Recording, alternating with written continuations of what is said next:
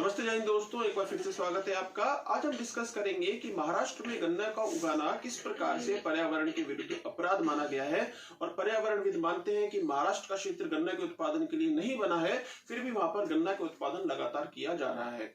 इसके कारणों में हम देखें कि महाराष्ट्र के क्षेत्र में जब बांधों का निर्माण किया गया तो क्या हुआ है कि वहां पर जो विभिन्न राजनेता हैं, उद्योगपति जो हैं, उन्होंने सहकारी क्षेत्र में, निजी क्षेत्र में गन्ना की मिलों की स्थापना करवाई। अब गन्ना की मिलों की स्थापना में जो गन्ने की आपूर्ति होती है वो नजदीक के क्षेत्रों से करवाने के लिए उन क्षेत्रों में भी गन्ने की खेती होने लग गई जहां पर बारिश जो है, वर्षा जो है 70 सेंटीमीटर से भी कम होती है। तो महाराष्ट्र का जो विदर्भ का, मराठवाड़ा का जो क्षेत्र है, ये गन्ने के लिए बिल्कुल नहीं बना है। यहाँ पर तो ज्वार, बाजरा, दाल, कपास, इनका उत्पादन यहाँ पर हो सकता है।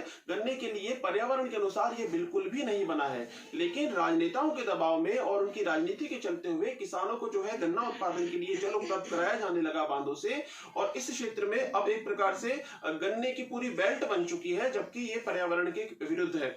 अब किसान जो है वो गन्ना उत्पादन इसलिए करते हैं क्योंकि जो मिलों के रूप में उनको बाजार मिल जाता है, उनका गन्ना तुरंत बिक जाता है।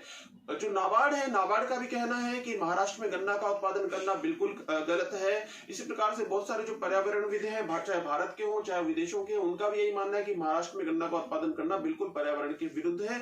तो यहाँ पर किसानों को जो है डाइवर्सिफाई किया जाए, उनकी फसलों को, वो अन्य फसलें उत्पादन के लिए प्रेरित किया जाए। लेकिन चूंकि यहाँ पे राजनेता जुड़े हुए हैं, राजनेताओं और जो ये उद्योगपति वर्ग है, इन्हीं की वो मिले हैं, तो कहीं ना कहीं यहाँ पर पर्यावरण का नुकसान होना तो तय है। आप देखते हैं कि हर साल जो है महाराष्ट्र में भूमिगत जल की चूंकि बहुत ज्यादा कमी है और सूखा पड़ता है, लोगों को पीने का पानी उपलब्ध नहीं हो पाता, टैंकरों से और ट्रेनों से जल की सप्लाई होती है। जब एक तरफ इस प्रकार का क्षेत्र है जहां पर ट्रेन से पानी की सप्लाई हो रही है, टैंकर से पानी की सप्लाई हो रही है, तो वहां पर ऐसी फसल क्यों उगाई जा रही है जिसमें बहुत ही अधिक क्या है, जल की आवश्यकता होती है।